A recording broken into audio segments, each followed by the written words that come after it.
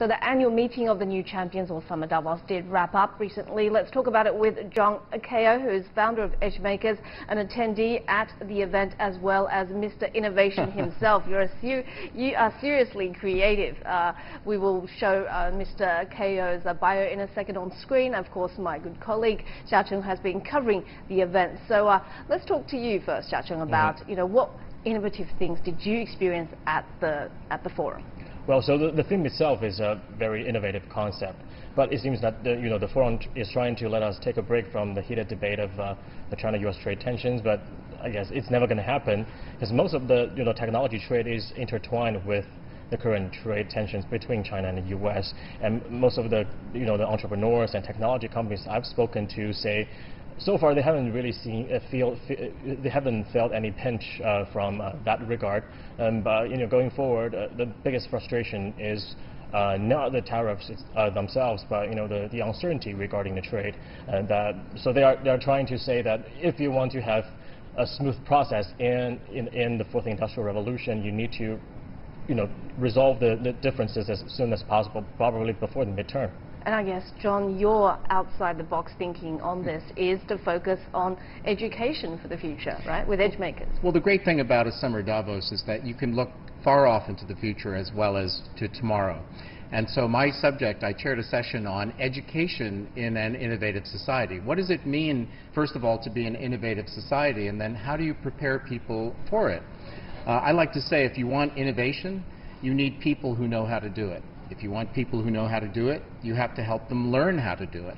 And so I've spent 30 years working through some of the basic questions about how do you actually make innovation teachable and learnable. That's been a bit of a cause for me for a great deal of time. Yeah, so what were you preaching? What are the three, if we had to boil it down to three things, what three things should people be doing? Well, innovative. People as individuals need to understand that their creativity can be shaped and amplified, and I think a lot of people are just not aware of that. We're all creative. That's number one. Number two, I think there are a lot of techniques and methods for amplifying creativity so that it can become valuable, and whether we look at design techniques or the techniques of narrative development or collaborative skills and emotional intelligence, or the skill set of being an entrepreneur.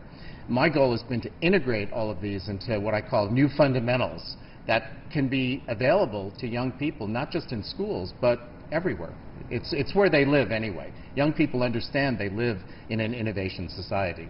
Now, let's switch gears for a second and talk about music. I know you're a jazz pianist, you played with Frank Zappa, and you're big on how music can help people be more innovative. And Xiaocheng is also a pianist, but the way he learned was, his mother was very strict and would, slap him with a ruler. Yeah, very tiger mom. So, in China or in Asia, where the emphasis is on results, is on, excellence, how does that integrate with the idea of innovation through music? Well, it's a very interesting question, and it has to do with the fact that there's a misconception somehow that creativity involves throwing the rules away. You never throw the rules away. Okay, myth number one busted. Well, I think so. I think that really creativity is about finding the sweet spot, as jazz musicians refer to it, between the rules, which are the rules of harmony and the tune that you're going to play, and the freedom that exists so that you can improvise. And improvisation is one of those new fundamentals that I talk about. The ability to make something up in the moment that has value is something jazz musicians do, it's something entrepreneurs do, but improvisation is, again, one of those teachable, learnable skills. Did you see much of that at Summer Davos? For most, I want to talk about the education here in China, because when I was in school, usually they just you have standard answers. They just skip those music classes or art classes and turn them into maths or physics lessons. So that's the worst part of the education system for me, I think. Yeah, a lot of that happens in China, because the emphasis is on creating the next generation of engineers, useful people, whereas the arts are seen as less useful. Well, if you look at what employers think of as being important, and even the World Economic Forum did a survey fairly recently, creativity, collaboration, critical thinking all come up at the top of the list. Yeah, that's what they say, but then how do you put that on your resume? Well, exactly. That's the problem, because you measure what's easy to measure, and so if you take a math test and you get a 96, you're good. And this is the industrial model of education, where we want to give people scores so that we know where to place them with objective skills. The important skills for the future, what I call the edge-making skills. The 4 Cs. I started this enterprise called Edge Makers, yes, because I believe that young people need to find the edge between what right. exists and what is possible. They need to be edgy, they need to be interdisciplinary, and it has everything to do with learning about creativity and improvisation and entrepreneurial skills, which up until now are not taught in schools, or at least not taught for the most part in schools. Well, some of that curriculum has already started in right. the US, right? Indeed, right. How's that going down in Asia? Well, it's about to start in Asia. So my mission is bringing innovation learning to China. This is my new cause, and we will be able to let you know how it's going in perhaps 3 to 6 months. And what kind of programs are there? So EdgeMakers basically is a learning system for innovation that focuses primarily on middle school and high school students, because we want to get to young people before, in a sense, they're socialized into the disciplines of higher education, where they're still open-minded and where they have some time to really think. Kids these days are purpose-driven. They are concerned about the state of the planet, and my mission has been to try to give them the tools that will enable them to make a difference way ahead of schedule, so they don't have to get an MBA or be 25 or have some adult tell them that it's okay to think about something differently or make change. are parents buying into that? Are parents open-minded enough? Very much so. Well, you think about parents everywhere, but let's take China as an example. Parents in China are known for investing in the capabilities of their kids to give them an advantage and to give them an edge. So I think... But they want deliverables. They want measurables. Well, there are deliverables in the creativity area. It's not like we're sending the kids out with a golden halo over their head. We can demonstrate that their ability to generate more and better ideas, to stand up and sell their ideas to other people, their ability to formulate a plan that will lead to the creation of value. Those are all demonstrable skills. They're just not the same thing as taking an algebra test and getting a 96.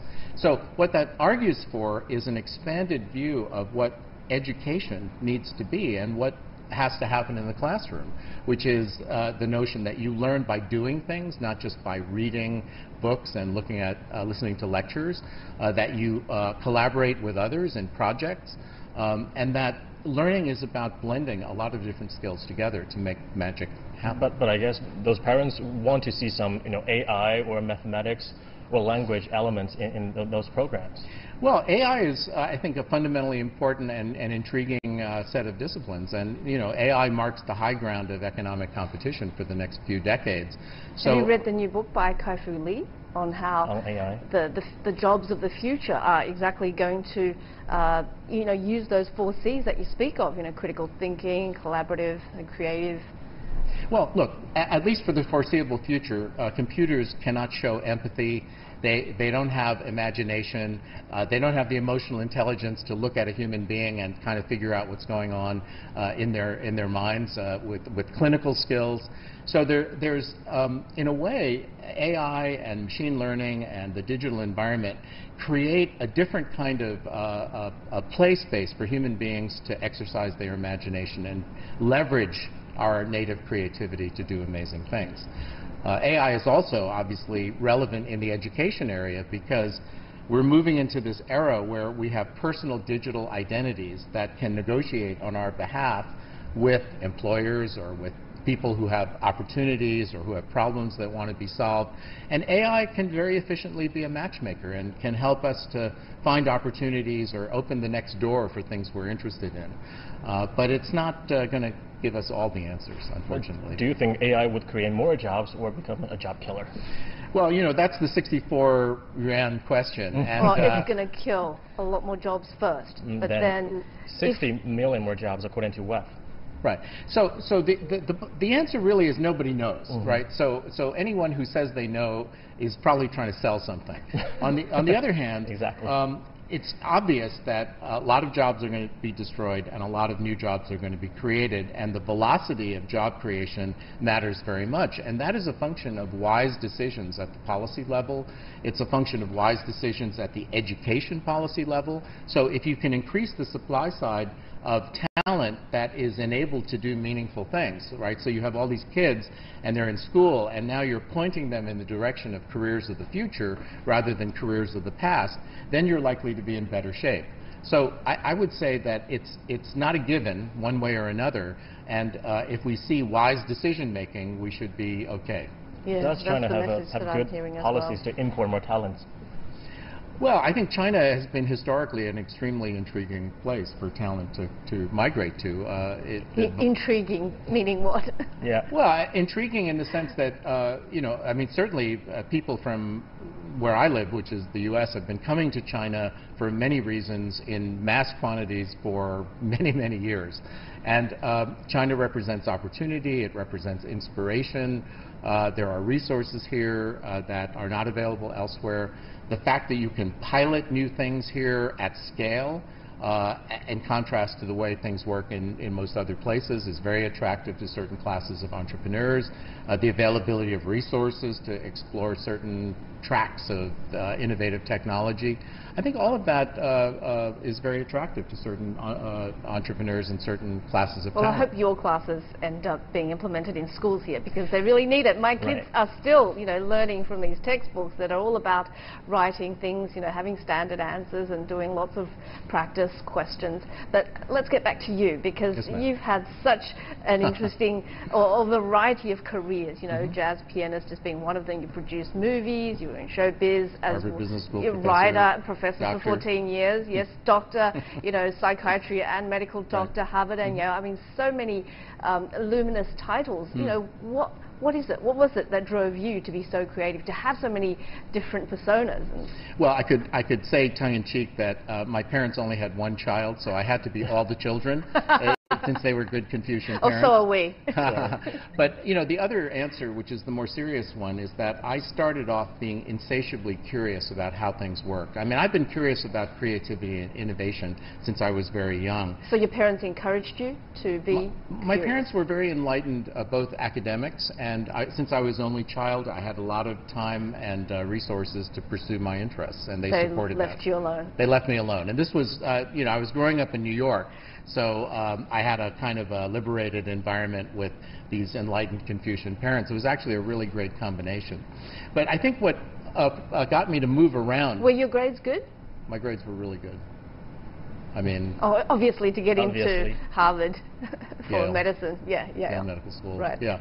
But so you had the very structured learning as well as your creative... Yeah, and I think that's the secret of, you know, musicians, jazz musicians understand that you can't slack off on the discipline. You have to be extremely disciplined, but you have to be able to be free at the same time, and that leads to beautiful music. So I like to look at my career, my non-linear career, as an improvisation motivated by deep curiosity around certain themes, like how does it work? How does creativity in Hollywood work, and how is that different from how creativity works in Harvard Business School? How does it work in Silicon Valley? And every one of these experiences has been a case study for me. Fantastic. Thank you so much to both of you for this discussion. Very fun chat about innovations. It was a treat. Our very own colleague, well. Mr. John Kao, who's founder of EdgeMakers and Mr. Innovation. And he really lives